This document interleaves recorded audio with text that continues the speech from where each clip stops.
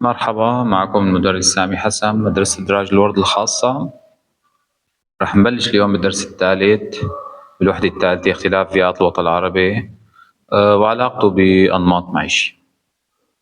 طبعا اختلاف الأمطار أدى اختلاف الأنشطة الاقتصادية واختلاف نمط الاستقرار أيضا.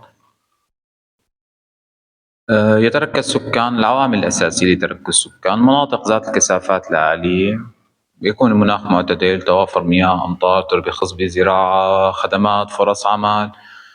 هذه العوامل إن توافرت سترتفع الكثافة، وإن لم تتوافر ستقل الكثافة السكانية. لذلك يستطيع تصنيف الكثافة السكانية في الوطن العربي إلى كثافة مرتفعة في المناطق التي توافرت فيها هذه العوامل، وكثافة متوسطة، وكثافة منخفضة في المناطق التي لم تتوافر هذه العوامل. إذا فهمنا ذلك نستطيع تحليل أي خريطة أو تحليل أي نص بهذه السهولة.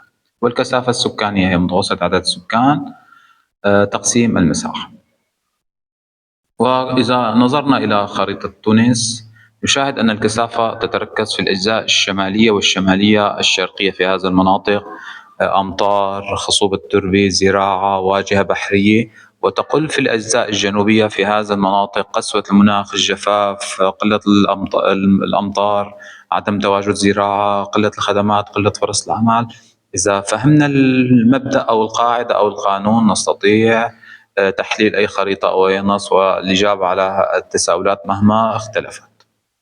طبعا يوجد ثلاث أنماط للمعيشة: البدو، سكان البادية، بوادي والصحاري، حرفتهم هي الرعي، مسكنهم الخيام، نسبتهم 1% فقط، تتناقص بشكل مستمر بسبب تجزئة الدول العربية على الاستقرار والعمل في الزراعة أو في الأنشطة الاقتصادية.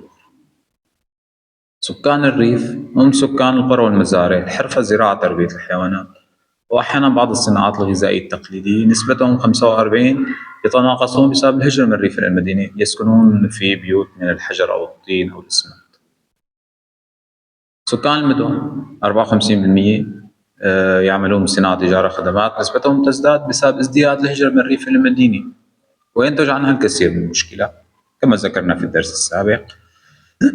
من أهم هذه المشكلات تضخم المدن وما ينتج عنها من زيادة طلب على الغذاء والكساء وغير ذلك، سكن عشوائي، أحياء صفيح، مقابر، التلوث البيئي ومن أسبابه الازدحام الشديد والاستثمار العشوائي الموارد، ازدياد نسبة الغازات وما يترتب عليها من أضرار بصحة الإنسان والحيوان. أيضا أزمة المواصلات أو الازدحام المروري، توسع المدن، زيادة عدد السكان، زيادة عدد السيارات، وما ينتج عنها أيضا من تلوث، وخاصة تلوث ضوضائي عن الأصوات المنبعثة من وسائل النقل وما يترتب عليها من عدم التركيز وضياع جهود العمل وغير ذلك.